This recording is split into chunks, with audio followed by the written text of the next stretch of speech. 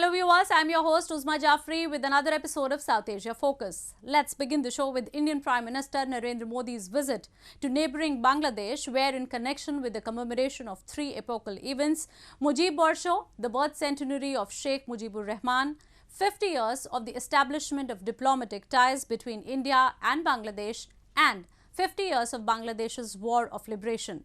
While India and Bangladesh ties have been moving north with Dhaka, calling it the most important neighbour, two sides have also been pushing for greater people-to-people connect and a comprehensive relationship-based mutual trust and benefit.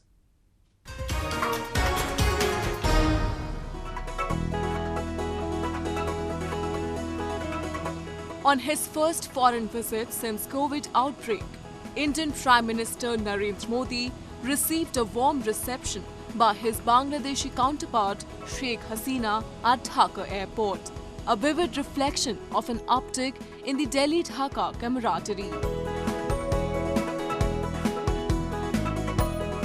Modi was invited to participate in Bangladesh's commemoration of three epochal events: Mujib Borsho, the birth centenary of Sheikh Mujibur Rahman, 50 years of the establishment of diplomatic ties between India and Bangladesh, and 50 years of Bangladesh's War of Liberation. Modi hailed the bravery of all Bangladeshis who fought for the birth of the nation in 1971. India too had assisted Bangladesh in getting freedom from clutches of Islamabad. While the ties between the two sides have been marked with cutting down of differences between two countries, including the border issues in past few years, this visit also focused on pushing a people-to-people connect between India and Bangladesh.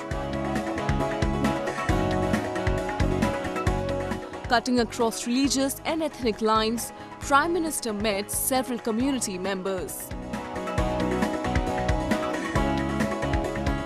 Dawoodi Bohra community की तरफ से हम लोग यहाँ जो ढाका में रहते हैं, दाऊदी बोहरा समाज, वो हिज होलीनेस सईदना साहिब की तरफ से मोदी जी को हम उनका स्वागत करने के लिए आए थे और बहुत बहुत उनके लिए सईदना साहिब के सलाम के साथ हमने दुआएं की कि खुदा ताला उनका जो ये मिशन है, जो विजिट है, वो कामयाब करे और दोनों मुल्कों की तरक्की, बांग्लादेश और इंडिया की तरक्की उनके हाथ पर करे.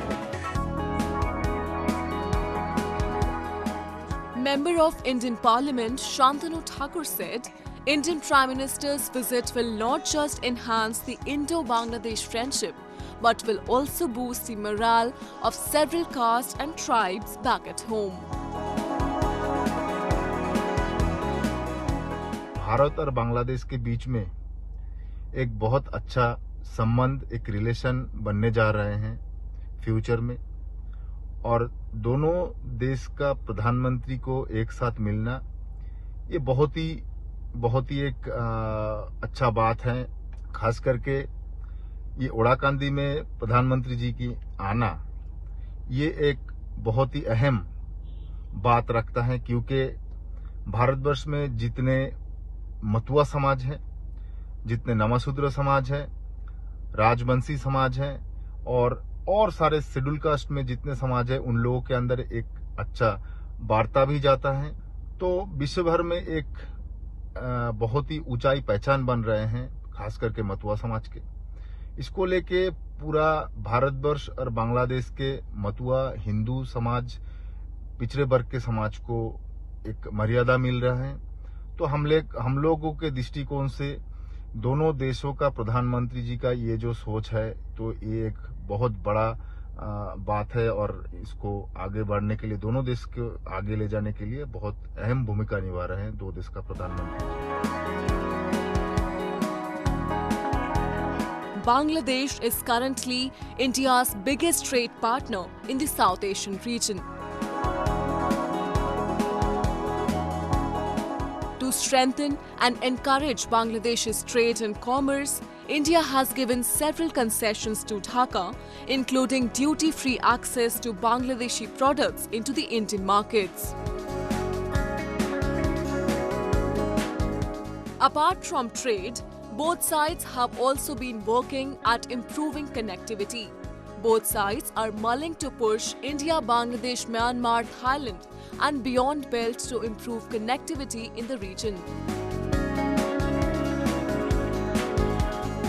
Meanwhile, a number of people also held anti-Pakistan protests in capital Dhaka, asking apology and reparations for atrocities committed on people of erstwhile East Pakistan by Islamabad.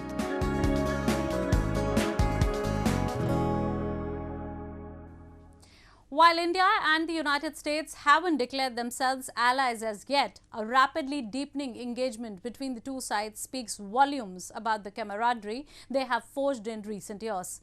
Just days into the Quad leaders meeting, US Defense Secretary Lloyd Austin was in New Delhi to further strengthen ties between the two sides. They committed to expand military to military engagement across services and information sharing in emerging sectors of defense and mutual logistic support.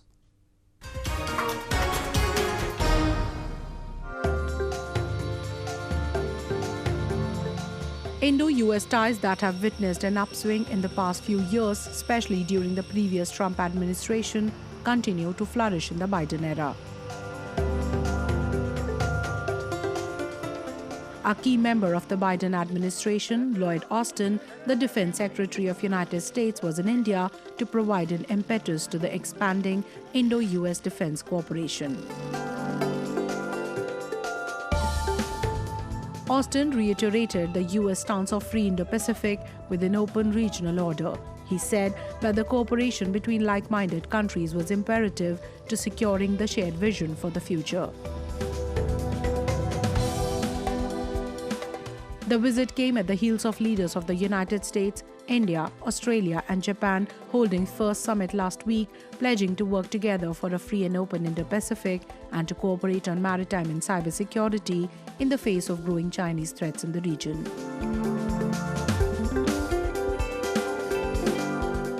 And at the top of my agenda, I wanted to convey the Biden-Harris administration's message of our strong commitment to our allies and partners.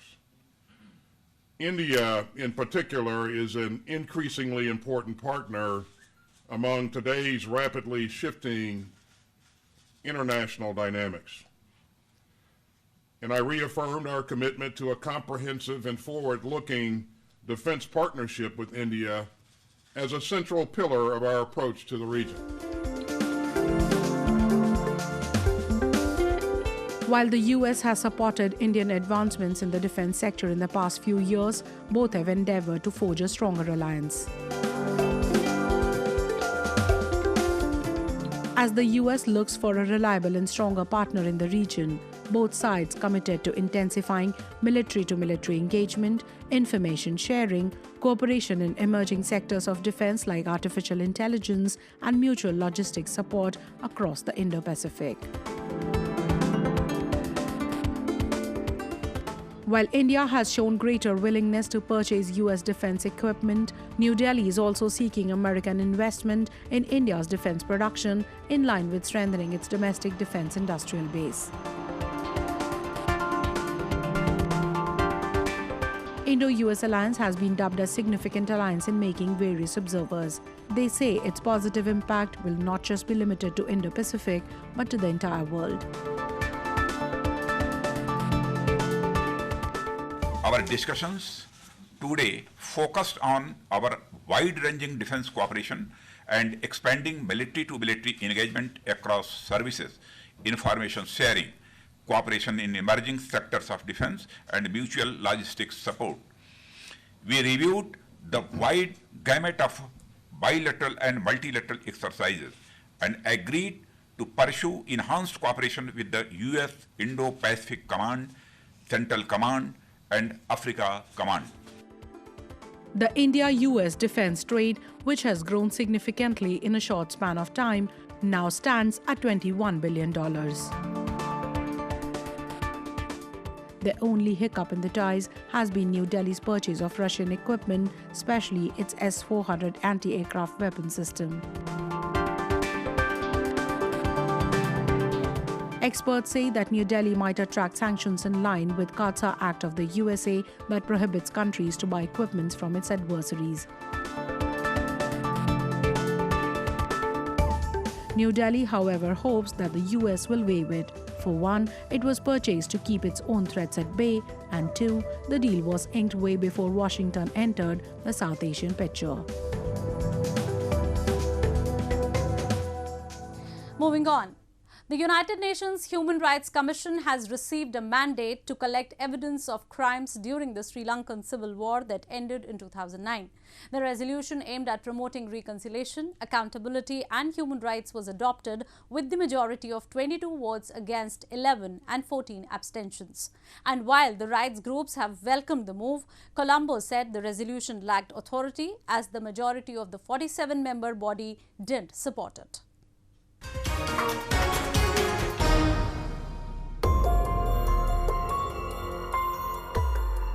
UNHRC, the UN human rights body, has adopted a resolution calling for accountability for human rights violations committed in the final phase of Sri Lanka's war against Liberation Tigers of Tamil Eelam or LTTE. The United Nations believe that 80,000 to 100,000 people died in the 26-year conflict, and Colombo, with its current president Gotabaya Rajapaksa, who was then the defense chief of the country, with current prime minister and the then president Mahinda Rajapaksa, led the violations. Around 40,000 people were killed in the last phase and 20,000 went missing before the war concluded. The vote was 22 in favor, with 11 against, including China and Pakistan, and 14 abstentions, including neighboring India. Sri Lanka, however, has ridiculed the move, saying it doesn't hold merit for it didn't receive a yes from even half the strength of UNHRC. They want to have a special process against Sri Lanka to collect various information. This is what this resolution initiates, but leading to much more dangerous objectives if they were able to succeed. Out of the 47 countries of the Human Rights Commission, they could harness only 22. 25 votes was not on their side of the resolution. They did not say yes to the resolution. This is the most important message that the countries in Geneva has given amidst great pressure by the European countries on them. In the resolution, the Human Rights Council also expressed deep concern at what it calls a deteriorating situation in the island nation. The Council also said that judicial independence was increasingly eroding in the country and minorities were being marginalized. The resolution also called on the Sri Lankan government to revise the law on the prevention of terrorism, which rights groups have warned is being used as a weapon targeting dissidents and minorities in the country. Under the PTA, it is permitted to detain anyone suspected of causing acts of violence, a religious, racial or communal disharmony.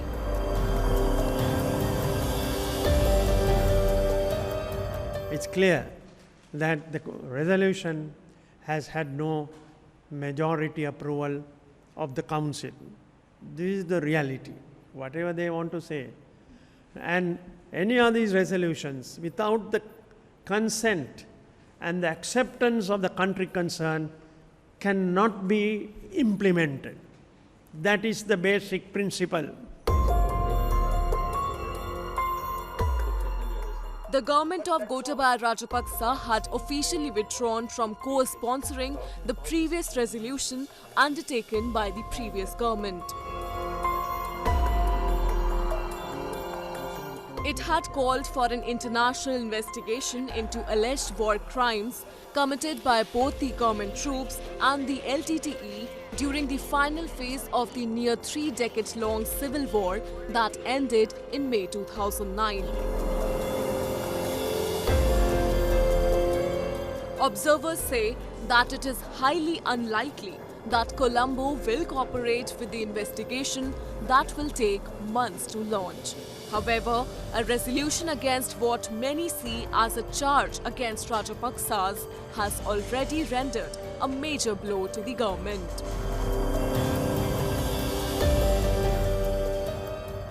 Moving on. Over 15 people died and hundreds others injured after a massive fire broke out in Rohingya refugee camps in Bangladesh, Cox's Bazar. UN office in Bangladesh said around 45,000 people were also displaced. This is the second blaze in Cox's Bazar in last 3 months, with one in January that remained limited to the property destruction. These visuals of black smoke billowing over shanties and tents are expressive enough of the magnitude of fire that broke out at the refugee camps in Bangladesh's Cox's Bazar.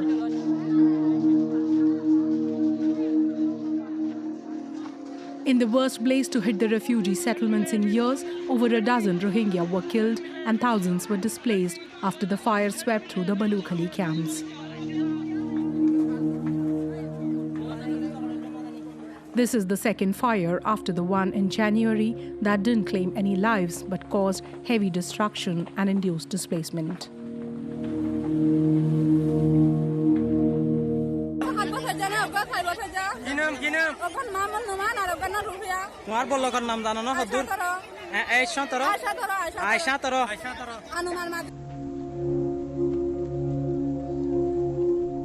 The cause of blaze is not yet established, but Bangladeshi authorities say they are investigating.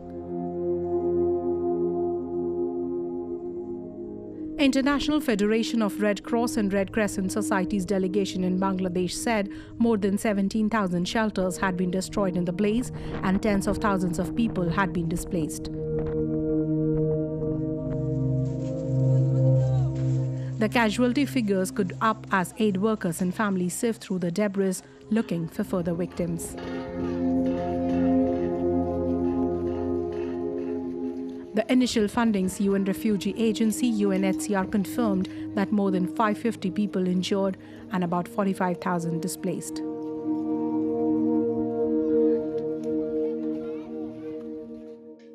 What we have seen in this fire is something we've never seen before in these camps. It is massive. It is devastating. And we have our teams on the ground. As my IOM colleague said, we have so far confirmed 15 people dead, 560 injured, 400 are still missing, and at least 10,000 shelters have been destroyed. That means at least 45,000 people are being displaced, and for whom we seek now provisional shelter. Some agencies, including the humanitarian organization Refugees International, have said that the real extent of the damage caused may not be known for some time. While some have started rebuilding the houses, others say overpopulation in the camps is one of the primary reasons behind such incidents. A number of attempts have been made to repatriate the refugees back to Myanmar, but they have expressed reluctance in returning, saying that they can't go until their safety and employment are secured. Bangladesh government has constructed spacious settlements at an island in the Bay of Bengal, but this decision has suffered criticism, with some calling it flood and cyclone-prone area. 13,000 have been shifted though, and more are in line with the government, keeping it a voluntary exercise as of now.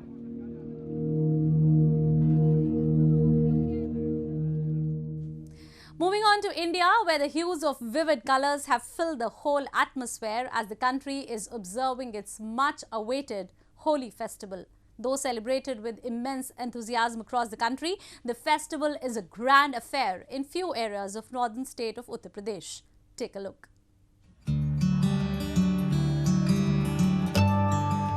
Seamed in colors, thousands of people in the Brij region of northern Uttar Pradesh were seen grooving and dancing to the beats of chimbals as they celebrated the most awaited festival of Holi.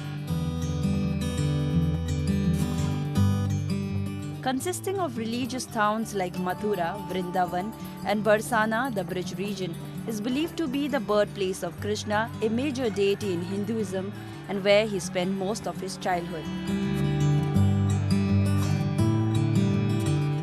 In this region, Holi is a weekly affair, while in the rest of the country, it is celebrated for one day. Laddu Holi marks the beginning of the festival celebrations.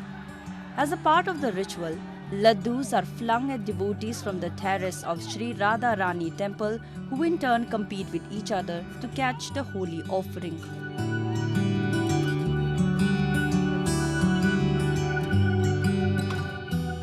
Radha Rani और कृष्ण के प्रेम की लड्डू होली है। ये आज से होली की शुरुआत होगी, इसलिए लड्डू से खेली जाती है ताकि इससे मिठास बनी रहे सबके बीच में। Latthmar Holi is another age-old tradition in which women use lathis or bamboo sticks to beat the men folk who protect themselves with shields. This particular enactment is centered on the legend of Radha and Krishna.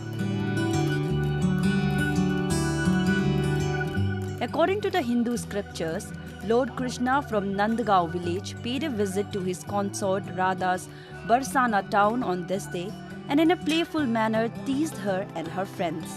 The women took offense at Krishna's action and chased him away with sticks in their hands.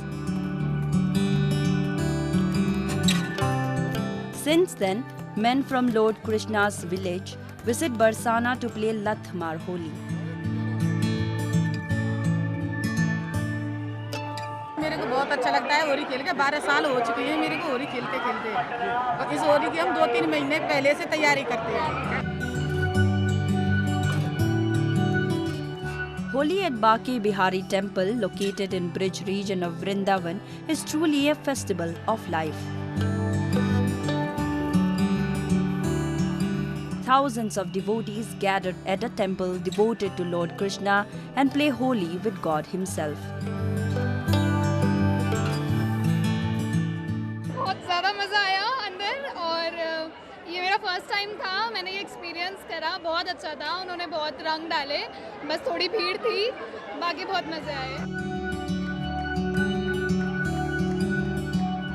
Celebrated at the onset of spring, Holi holds a mythological importance that is triumph of good over evil. It is associated with the eternal love of Krishna and his consort Radha and riot of colors.